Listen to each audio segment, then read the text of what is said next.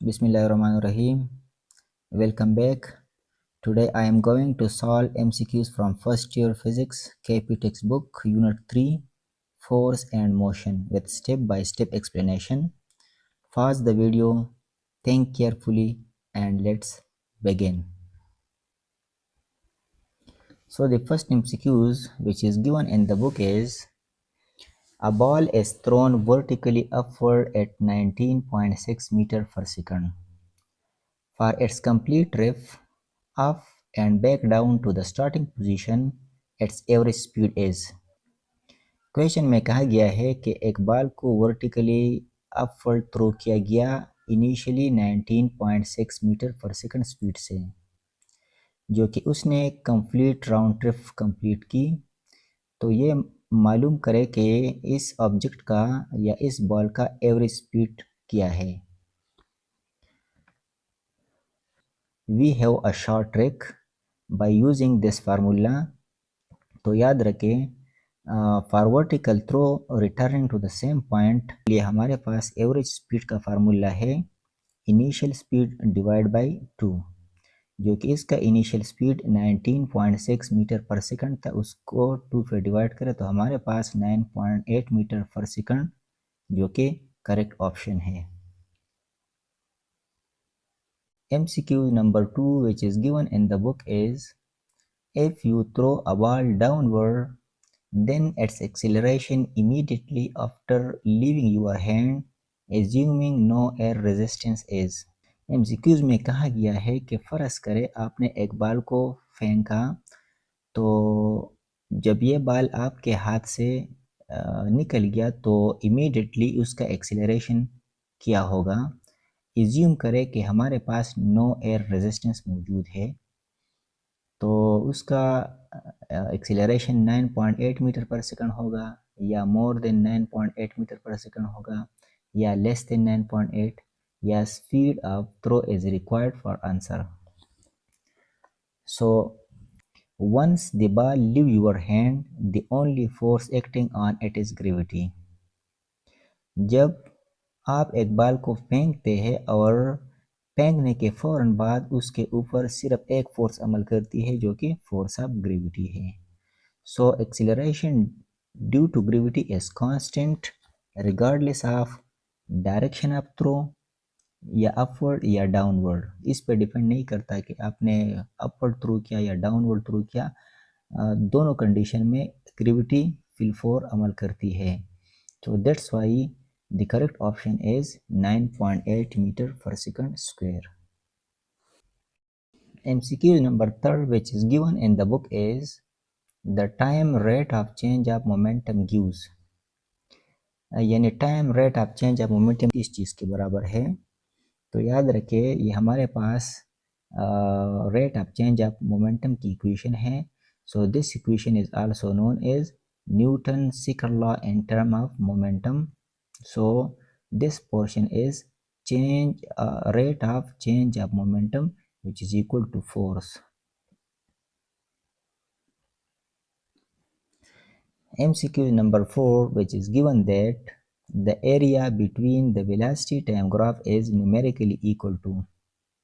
यानी velocity time graph का जो एरिया अंडर द कर्व है वो किस ऑप्शन के इक्वल है। यानी वेलोसिटी टाइम ग्राफ की एरिया हमारे पास वेलोसिटी के बराबर है या डिस्प्लेसमेंट की या एक्सीलरेशन की या टाइम की। So it give us the displacement. MCQ number 5 if the slope of velocity time graph gradually decreases then the body is said to be moving with। जो वेलोसिटी टाइम ग्राफ में slope gradually decrease होती है, तो this is consider the negative acceleration. A 7 kilogram bowling ball experiences a net force of 5 Newton. What will be its acceleration? एक 7 kg ball है जिनके ऊपर 5 Newton force लगती है, तो ये बताइए कि ये 5 न्यूटन फोर्स इस 7 kg ऑब्जेक्ट में कितना एक्सीलरेशन प्रोड्यूस करता है। So we will use simply Newton's second law.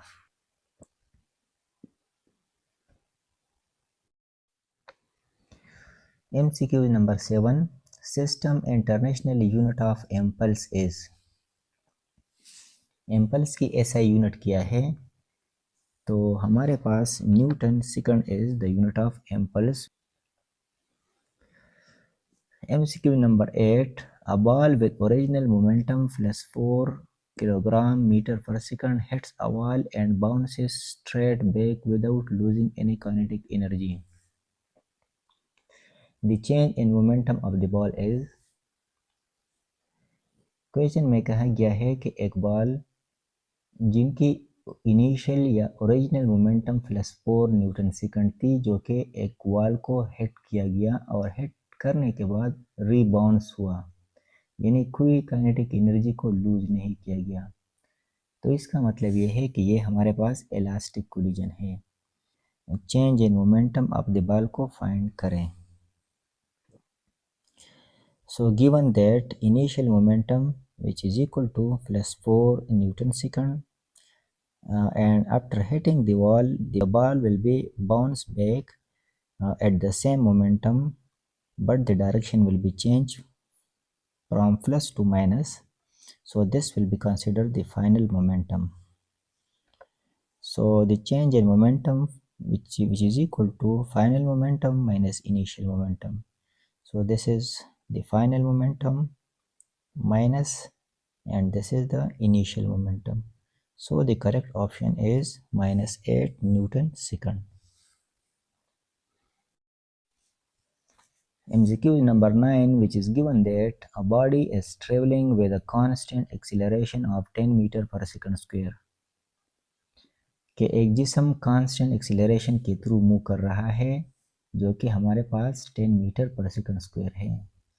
If S1 is the distance travel in first second, और इस बॉडी ने फर्स्ट सेकंड में S1 डिस्टेंस यानी कवर किया, and S2 is the distance travel in second second, और दूसरे second में इस ऑब्जेक्ट ने S2 डिस्टेंस ट्रेवल किया. Which of the following show a correct relation between S1 and S2? यानी इन बिलो में से S1 और S2 के बीच क्या रिलेशन जो टिक है उसको आप हाईलाइट करें या उसको टिक करें. So for this MCQs we have also a short formula.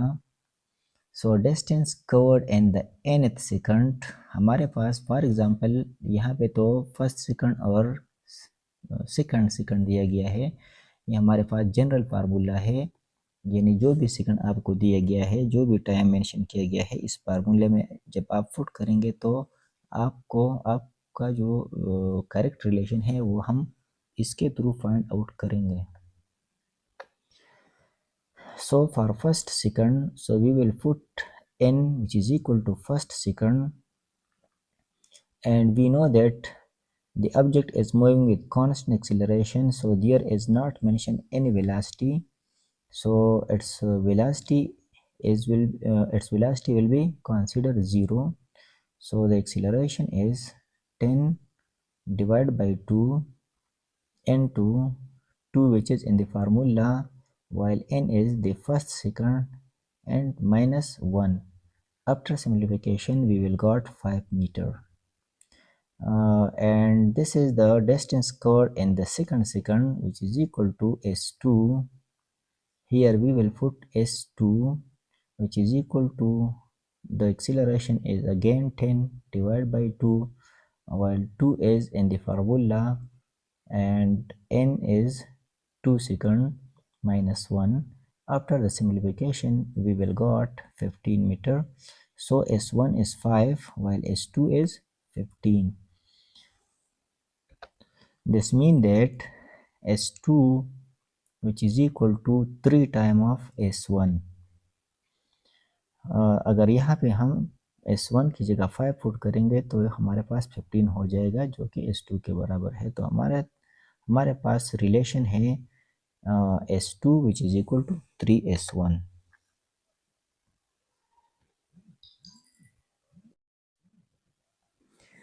MCQ number 10. During projectile motion, the horizontal component of velocity, यानी प्रोजेक्टाइल मोशन में हमारे पास हॉरिजेंटल कंपोनेंट यानी वेलोसिटी की हॉरिजेंटल कंपोनेंट क्या होती है, यानी वो चेंज होती है टाइम के साथ, या ज़ीरो होती है, या रिमेन कांस्टेंट, या इंक्रीज। तो हमेशा याद रखें कि प्रोजेक्टाइल में वेलोसिटी की हॉरिजेंटल कंपोनेंट हमेशा कांस्टेंट रहती है।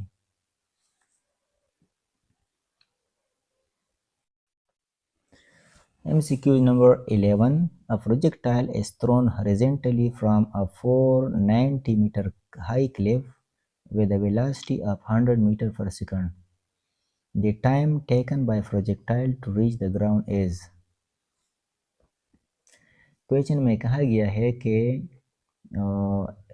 हमारे पास एक हाई क्लिफ जिनकी हाइट तकरीबन 490 मीटर थी, और उस पे वहाँ से एक प्रोजेक्टाइल को हॉरिजेंटली थ्रो किया गया विद वेलोसिटी ऑफ 100 मीटर पर second.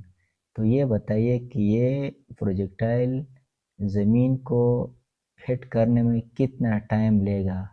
So we have to find the time for this. So this is the given data. The height of the cliff is 490 meter, and this is the horizontal component of the velocity। तो याद रखें, तो ये Cliff था और object को horizontally throw किया गया, क्योंकि क्वेश्चन में ऑलरेडी यहाँ मेंशन किया गया है, तो हमारे पास एक्स कंपोनेंट 100 मीटर पर सेकंड होगी। वाइल वी वाई, इसकी जो वाई कंपोनेंट है वेलोसिटी की, वो 0 मीटर पर सेकंड होगी, क्योंकि बॉडी को हॉरिजेंटली थ्रो किया गया है। That's why its Vy component will be considered 0. So now we have to find the time of light. For this we will using simple equation of motion is equal to Vit plus half gt square. So तो y component of the velocity is 0, तो ये term 0 हो गया। तो यहाँ पे g की value हमारे पास हम पुट करेंगे जो कि 9.8 है, और इसको हम रिप्लेस करेंगे हाइट ऑफ द क्लिप पे। तो यहाँ पे टी स्क्वायर है, इसको हम फर्दर सिंप्लीफाई करेंगे तो हमारे पास 10 सेकंड में ये प्रोजेक्टाइल ज़मीन को हिट करेगा।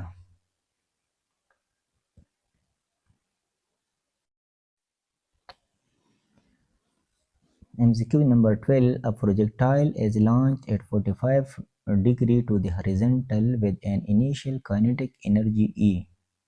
Assuming air resistance to be negligible, what will be the kinetic energy of the projectile when it reaches its highest point? Question में कहा गया है कि एक प्रोजेक्टाइल को 45 डिग्री पे लॉन्च किया गया, और उसका जो इनिशियल काइनेटिक एनर्जी था वो हमारे पास E है। फर्ज करें कि एयर रेजिस्टेंस नेग्लिजिबल है, यानी न होने के बराबर है, तो what will be the kinetic energy of the projectile. तो ये बताइए कि फाइनल काइनेटिक एनर्जी प्रोजेक्टाइल के यानी हाईएस्ट पॉइंट पे क्या होगा।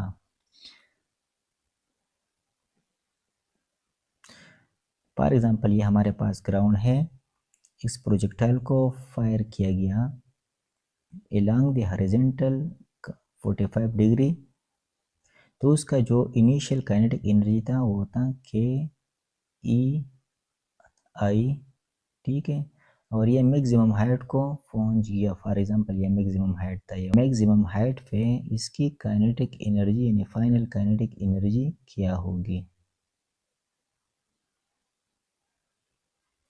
ठीक है। तो given that the angle is 45 degree having initial kinetic energy KEI, find final kinetic energy at maximum height। So at highest point we know that the vertical component यानी vertical component of the velocity will be considered 0, while horizontal component of the velocity remain constant. So we know that Vx which is equal to V cos theta। We know the kinetic energy formula which is equal to half mv x square. यहाँ पे x square को put करेंगे और इसी तरह half M V cos 45 V X की जगह ये वाला फार्मूला वी कॉस 45 हो, यानी एंगल हमारे पास 45 डिग्री पे प्रोजेक्टाइल को लॉन्च किया गया था. तो after further simplification we will got the final kinetic energy at the maximum height will be 0.5 E. To improve the jumping record, the long jumper should jump at an angle. यानी question में पूछा गया है कि सबसे long jump कौन से angle पे पॉसिबल है, 30 डिग्री पे, 45, 60 या 90 पे. So that will be 45 degree. MCQ number 14. A range of a projectile on a horizontal plane is same for the following pair of angles. यानी 15, 18 पे अगर हम फायर करें तो इस पे सेम होगा या इस पे या इस पे या इस पे. तो याद रखिए हमारे पास हम इन दो एंगल को सम करेंगे. अगर ये दो 90 के बराबर होगा तो इसका मतलब यह है कि इन दो पे अगर हम फायर करें प्रोजेक्टाइल को तो उनका रेंज सेम होगा. लेकिन 18 और 15 को जब हम ऐड करें तो 90 के बराबर नहीं है. 43, 47 को अगर हम ऐड करें तो ये 90 के बराबर है.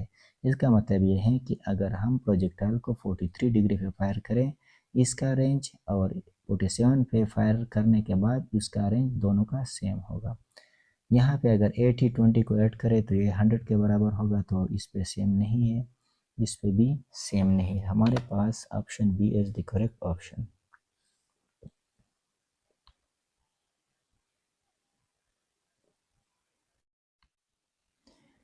Thanks for watching. Don't forget subscribe and share with your friend.